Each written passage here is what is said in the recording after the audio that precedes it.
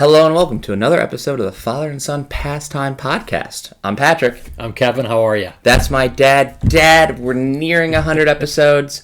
That's something to celebrate, but today is our national pastime holiday, Dad, on this podcast. Is a day of podcast. It is Black Friday.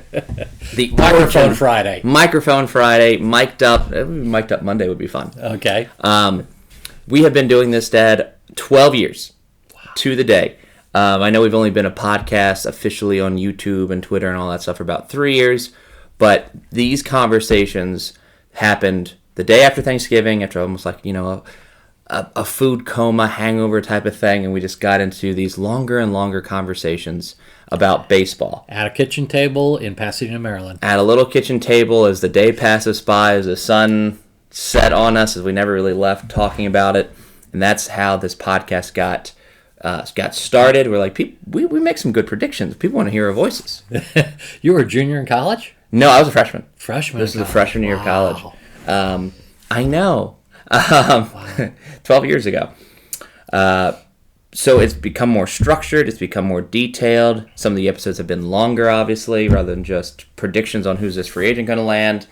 We've dived into each team, sort of their offseason outlook. If you are familiar with MLB trade rumors, we love them. They do a really great dive into each team's outlook. We give, I guess, more of the fan opinion on a lot. I think they write pretty objectively. We get subjective, especially with some of the teams that are either near and dear to our hearts or far away from our hearts that we dislike. Or don't spend any money in free agency. Exactly. We just don't like their organization, their GM. So if you'd like to kind of hear the talking heads predictions, we'll have 6 episodes about each division, AL East, Central, West, and then the NLs, all their divisions, and then we'll give free agent predictions after that. So it's an 8-episode day. All the episodes you'll see today if you are going to stream at some point. 8 episodes. 8 episodes where we will hit number 100 during that time, Dad, which is really fun. It's just, we'll be tired. We'll get loopy as the day goes on. So right now we're bright-eyed and bushy-tailed. It's 10 a.m. here on the East Coast. And the sun will set at some point during our podcast today. That's how... And we'll still be talking. That's how intense it is. Dad, I figured we'd start with, again, the local, the AL East. We have the Baltimore Orioles in our backyard. Let's talk actually about them first, Dad. Sure. Let's kind of set the stage with what the example will be for each division. What is the offseason outlook, Dad, look like for the Orioles?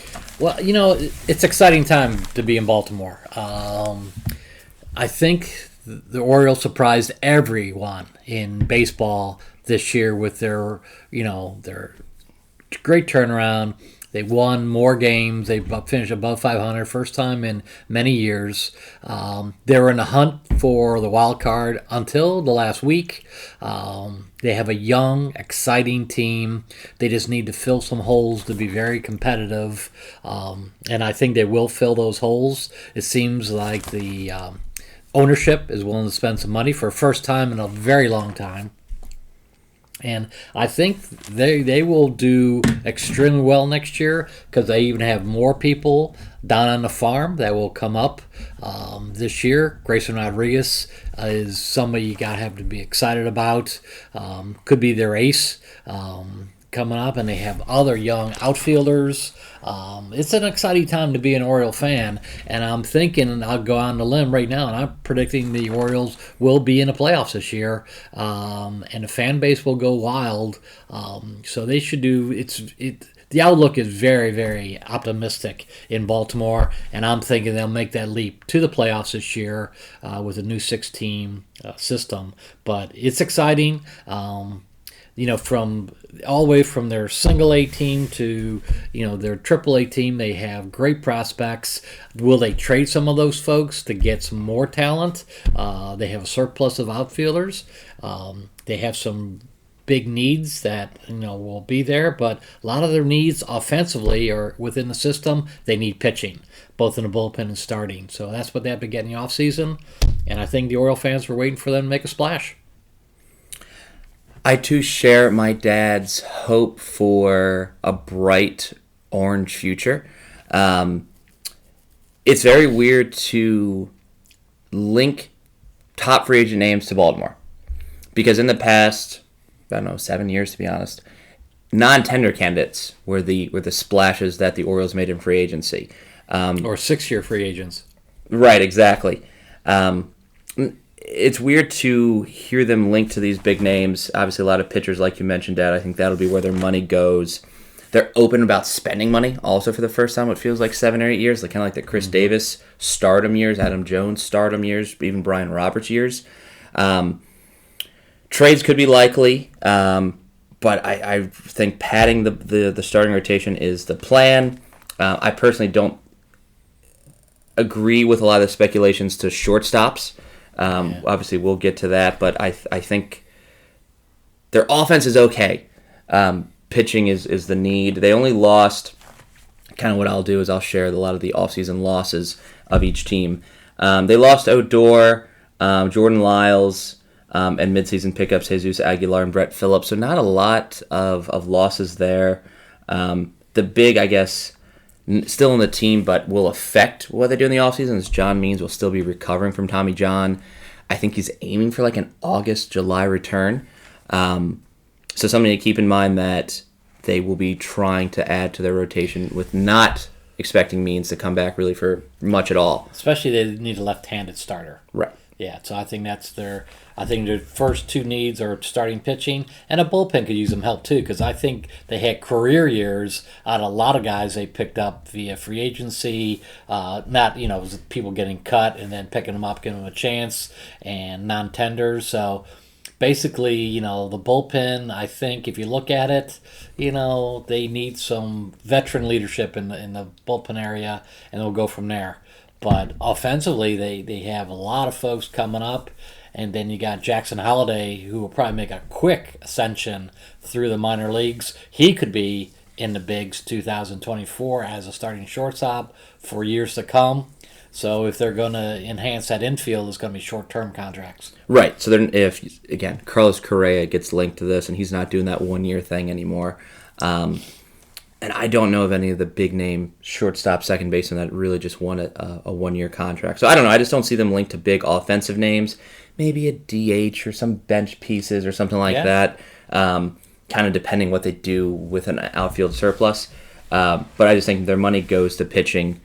80% of their offseason money goes to pitching.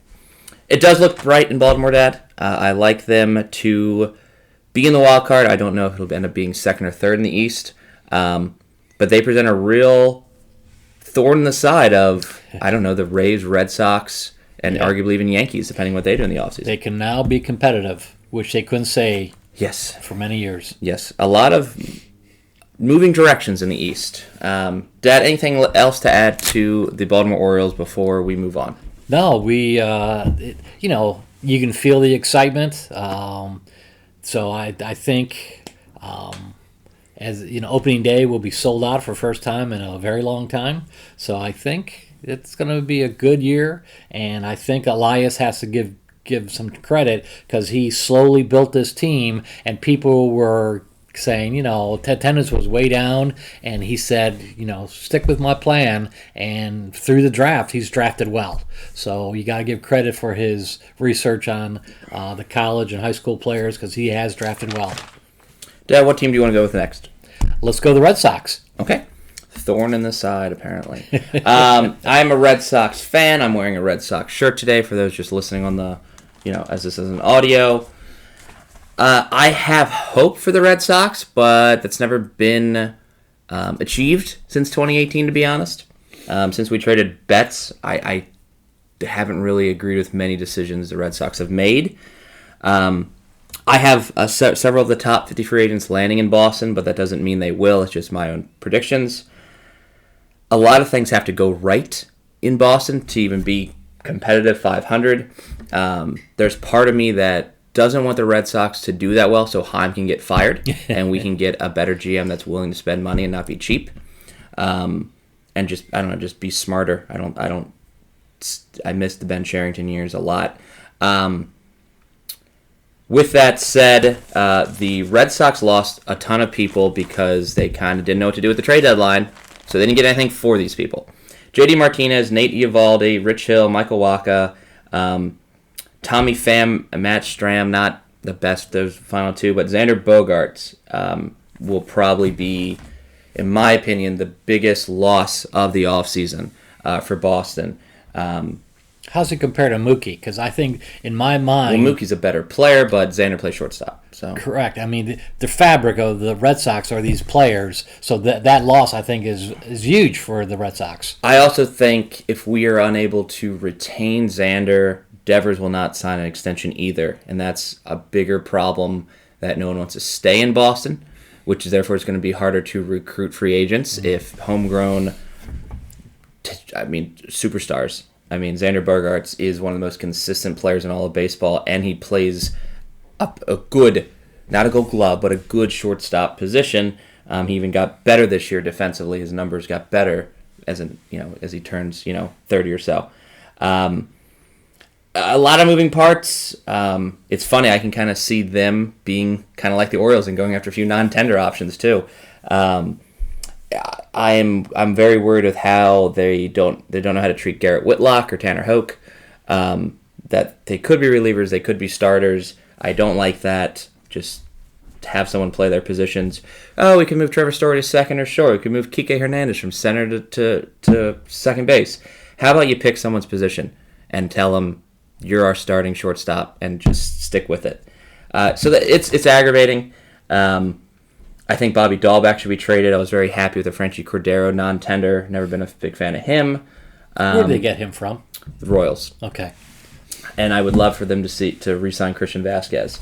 But money, it's very interesting. The Orioles will spend a lot of money, I think, in the long-term contracts.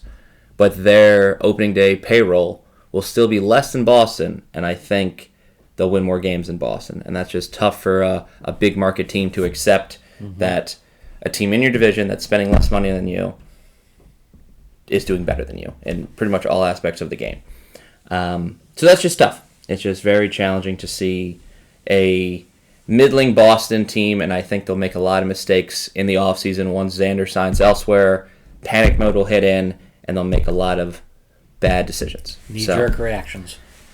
Yes, I could be wrong. I'd love to be wrong.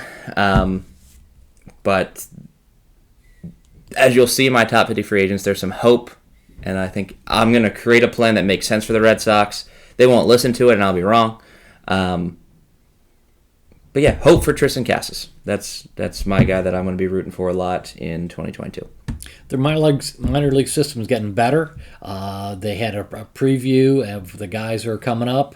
They have some international market guys coming. So some reinforcements are coming, but you don't want to go towards the bottom of the division and build back up again. The Boston fans are not that patient. No. No. A lot of people get fired. Dad, that's really all I have to say on Boston.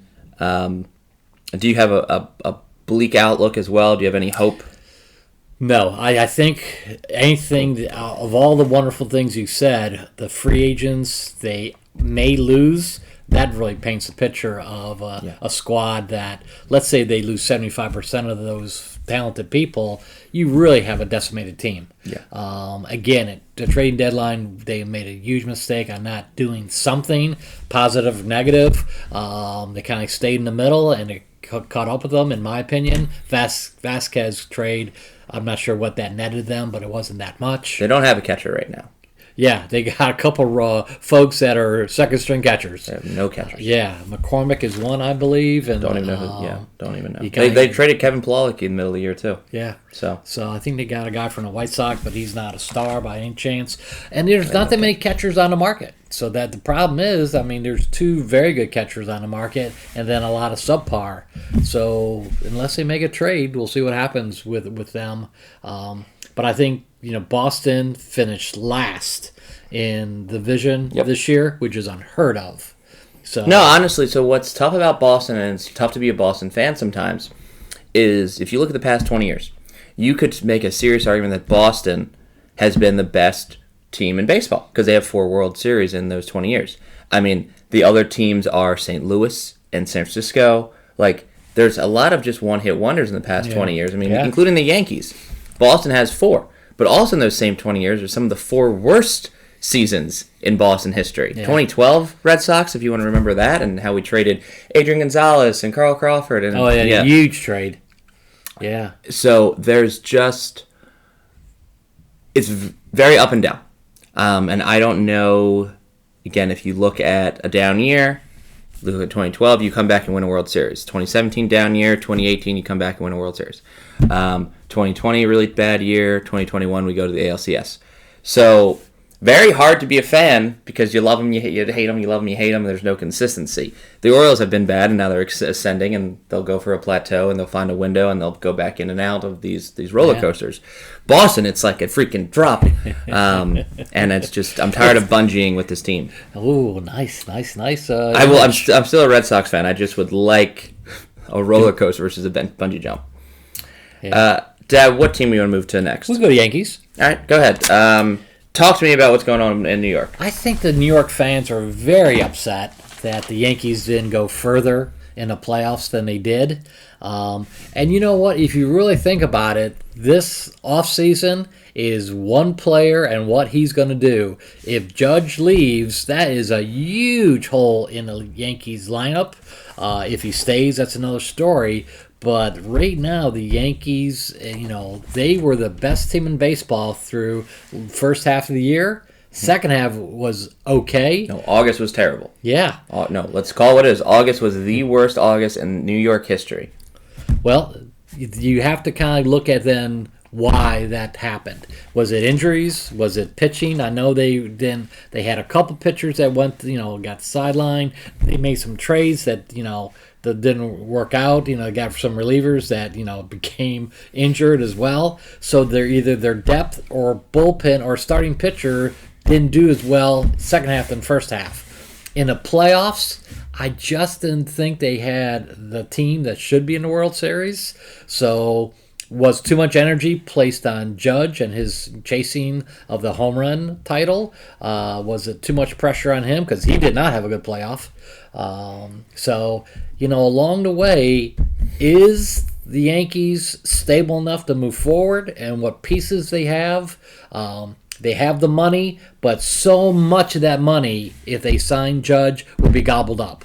So the offseason is really precarious with the Yankees. So either they're going to go a step forward or react to a huge loss in their lineup.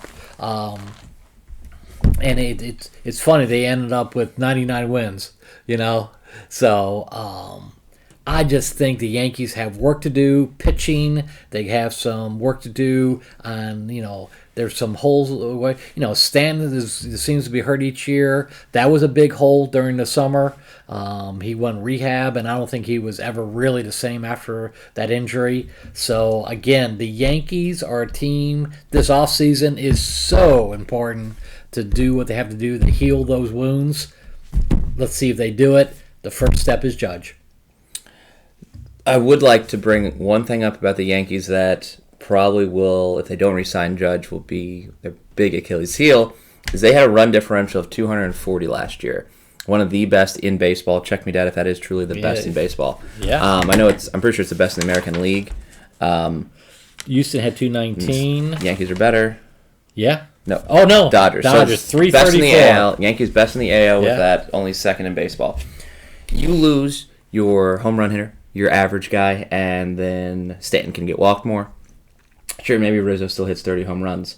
But he bats 220. Right. He always kind of has. Yeah. You have negative players with Josh Donaldson and IKF, in my opinion. That experiment didn't work out for you, New York. I think winning solves everything. That's the Michael Jordan idea. And in May and June, you can look past Donaldson's strikeouts because your team's winning. You can look past IKF's lack of power. And honestly, not the greatest defense at short. I think he's a better third baseman. But then once your team started losing, New York booed everyone, including Aaron Judge, at the end of the playoffs. Yeah. They didn't get much of a fan response either. Yeah. When they went down, the last game, you were telling me that the stands were empty for that last game. Yeah. So they accepted that they were just going to lose. Yeah, Gleyber Torres is on the block. Yeah, but he's kind of always been on the block, because he has more value than IKF and DJ Yeah. LeMahieu. The trade they made mid-season with Jordan Montgomery, the last-second trade for an injured Harrison Bader, looked like a really bad trade for them. It worked out. Harrison Bader had an electric October. Yeah. Going to be their starting center fielder. I would honestly lock that guy up long-term. I think he looks good in a Yankees uniform because Aaron Hicks, who knows what's going to happen with Aaron Hicks? Yeah. And if you don't side Judge, Bader's your only really outfielder at that point. That's true. It's just tough. I'm glad you were able to re-sign Rizzo or kind of restructure the option, if you will. I don't know really what happened with Aroldis Chapman. And that really hurts him. Obviously, it doesn't hurt your brand, Yankees, but at one point, the best closer in baseball. You can make an argument that he still is. I wouldn't, but at one point, the best closer in baseball. Coming back from injury, all he has to do is, like a day or two of like a training session or whatever. Yeah, practice. Right, and he's going to make the squad, everybody. And he said, no, I'm on the team or I'm out. And he just left the team. That's obviously going to hurt him in free agency. Someone's still going to give him money. He's still Aroldis Chapman. But, I mean, the harmony of the group wasn't all there. Scott Efros, another trade they made for the Cubs midseason. He is Tommy John. He's out all next year. Chad Green's gone. Zach Britton's gone. Your bullpen's looking rough all of a sudden, New York. You lost Tyone. You lost Matt Carpenter, who, in a small sample size, was one of the best hitters in baseball. Perfect for Yankee Stadium. Pull left-handed hitter. And speaking of outfielders, you lost Andrew Benintendi, too. So you got work to do, New York. And obviously, I think if you re-sign Judge, everything's probably going to be okay in the fans' mind. But if you don't re-sign Judge and he ends up in San Francisco or New York or L.A. or wherever, there's not many options that can afford him, let's be honest. Yes. Because then you lose a popular vote. You might have more money to buy like 3 or 4 players rather than one big one. But not a hero of the fans. Right. Like you can go get Mitch Haniger and Andrew Benintendi, but I don't know if that's what the Yankee fans want. So it's going to be interesting. I do think that massive domino falls one way or the other, shifts their entire offseason outlook. It's true. I don't know how much the Yankees can win this offseason. You know how we grade everything in like March and April. Like, hey, you know what? They're trading their offseason. They got an A. They got a B+ or whatever. They can only lose. The Yankees really can. They can just kind of just stay pat and just move along. I don't know how many big splashes they can make, but if they don't re-sign Judge, it's a loss of an offseason. I do believe that. I know there's some Yankee fans that are like, hey, if he can hit us 62 home runs, but if he can't win in October, we're moving on. There's something to be said that Aaron Judge on social media unfollowed all Yankees Twitter accounts, Instagram accounts. I don't know if that's just being a move or saying look more into it. Yankee fans look into it. I don't know. There's talent on that team. I could see half the names we mentioned though also be traded. Like I can see Donaldson cut, IKF traded, Torres traded. So who knows what they're gonna do? Judge is the factor. He is him. Yeah. I mean, think about how the fans followed his every at-bat. And, New York paused when he came out to bat to see if he was going to hit that. He looked tired in the playoffs. Mm-hmm. He was behind a lot of pitches during the playoffs. So, Again, I think we both said the same thing. I said it all depends on what they do. I think the Yankees will do anything to retain him. But, it's so funny. When they were in the role the first half of the year, they were saying that this team could win 115 games. They ended up winning 99. So along the way, they went off track. There's some age there. There's some injuries. Yeah. I mean, Stanton was a big one. Like Harrison Bader is one of the younger people on the team, and he's roughly my age.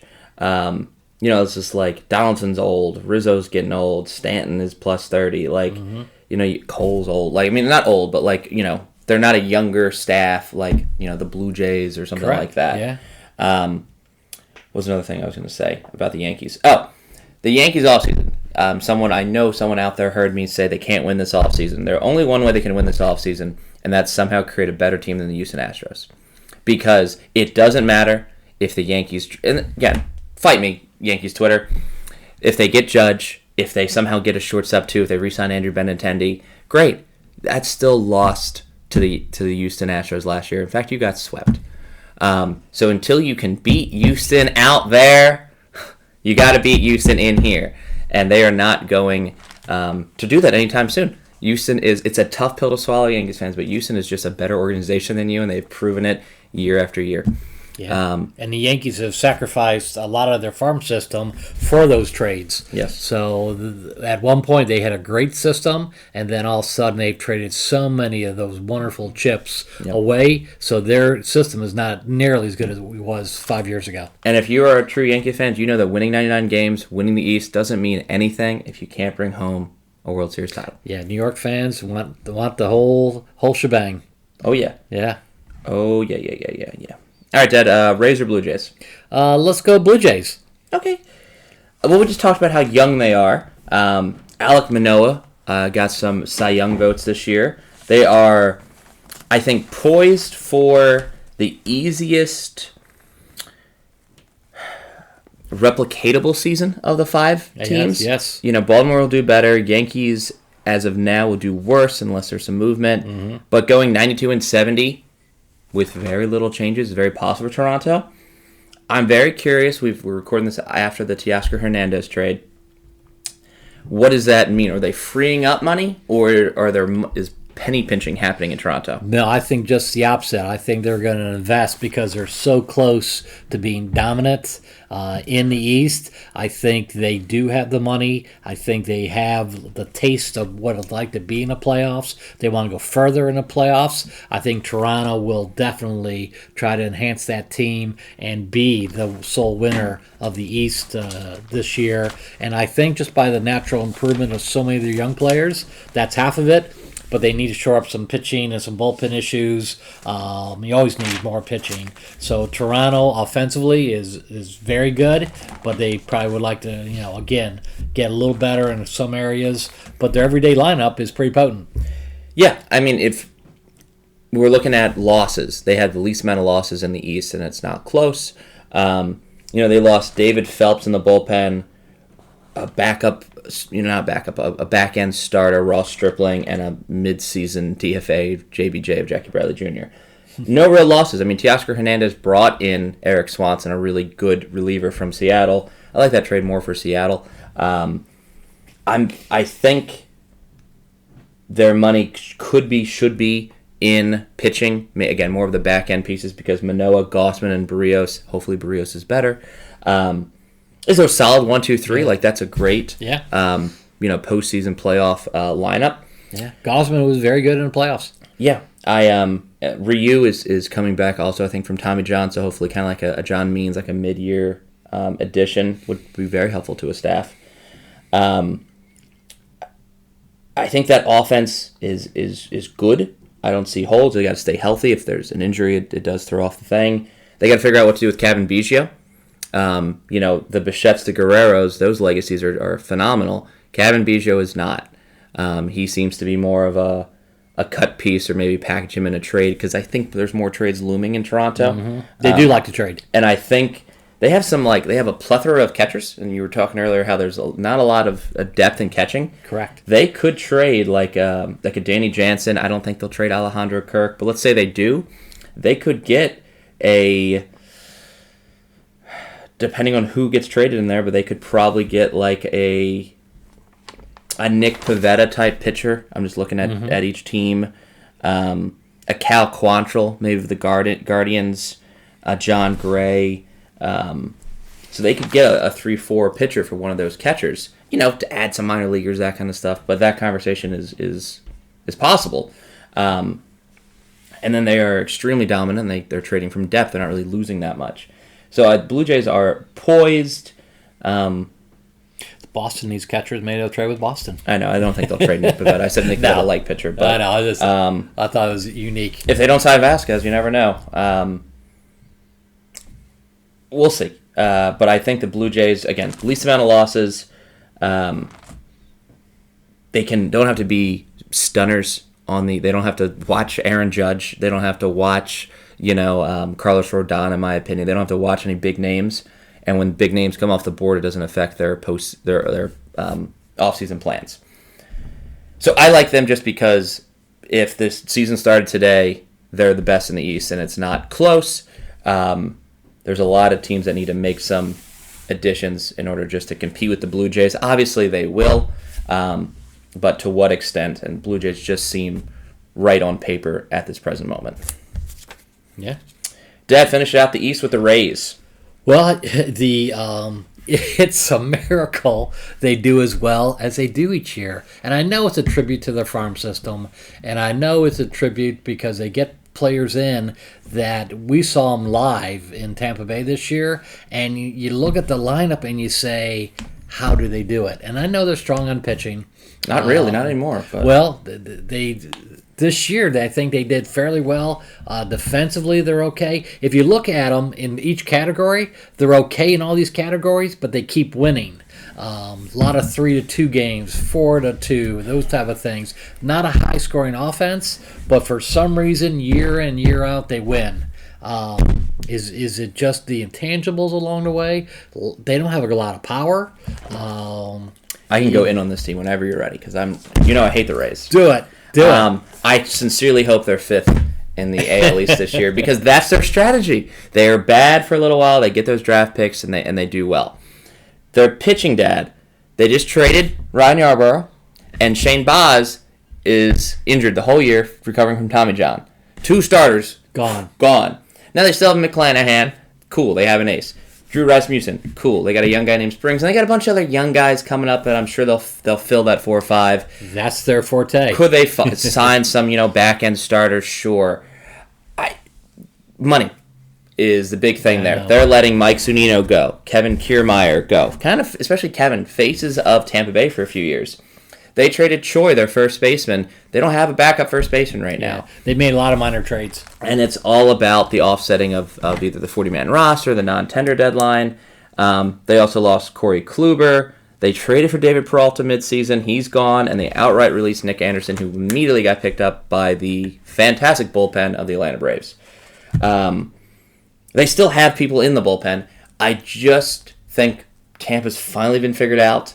Everyone watched the 2020 World Series, and very similar after the 2008 World Series with Tampa Bay and Phillies. There was a down period for Tampa before they got better again.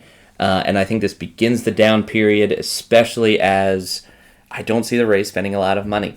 So I think again, a back-end starter, a backup catcher somewhere, a backup first baseman that ends up being both their starters, that's kind of their offseason. And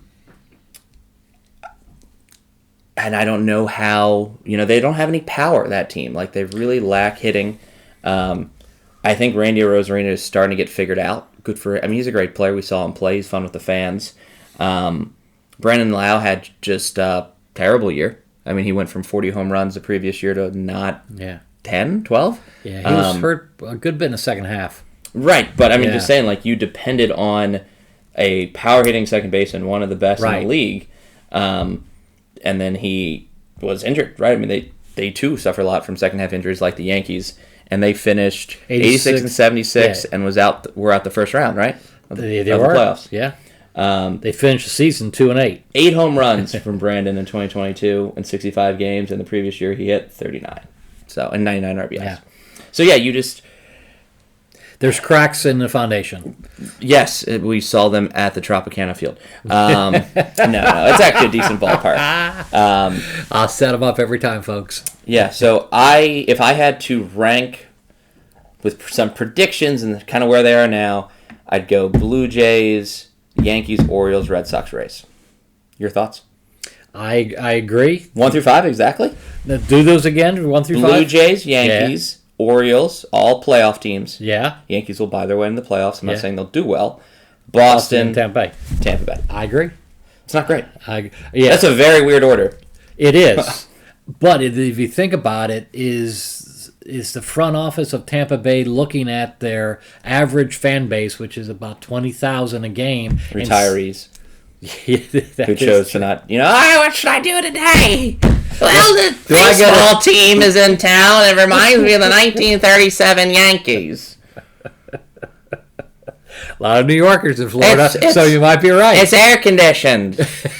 They turn it up to 66. I'll bring a blanket.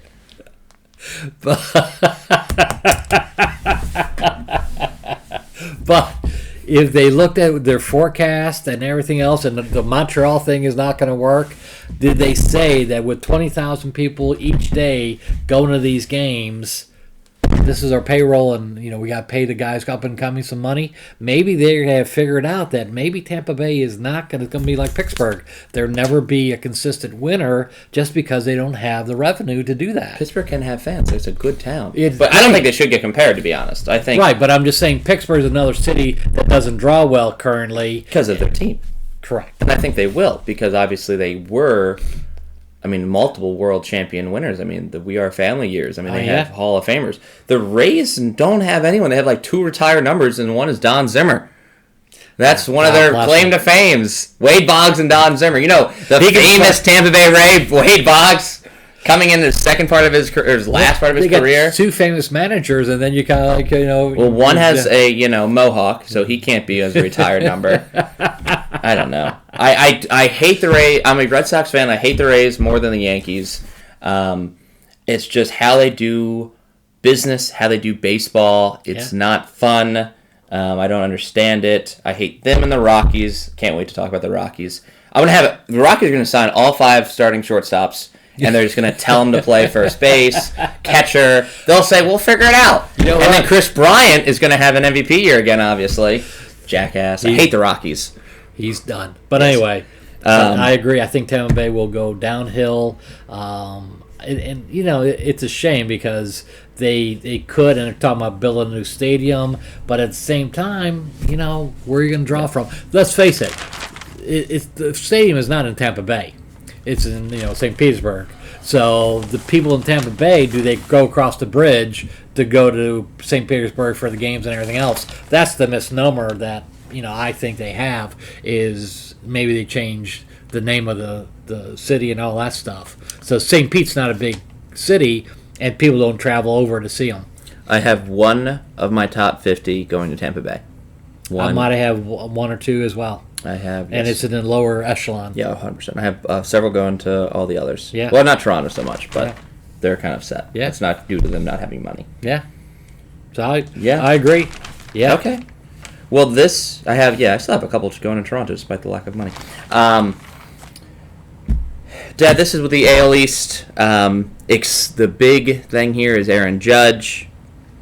Yeah. They get to play each other less in 2023 with the new everybody plays everybody. But as a Red Sox fan, I'll be very happy to see the Rays penny pinch, the Yankees lose Aaron Judge. And I still think that's 4th. Even both those things happen, I still think the Red Sox are in 4th. Can you imagine the front office, if, say, Judge goes someplace else, the front office will be working 20 hours a day to repair the holes? He's a California boy. That's all I'll say. We'll get to the predictions. The AL Central is next. Thank you again for watching. On to episode 2 of the day.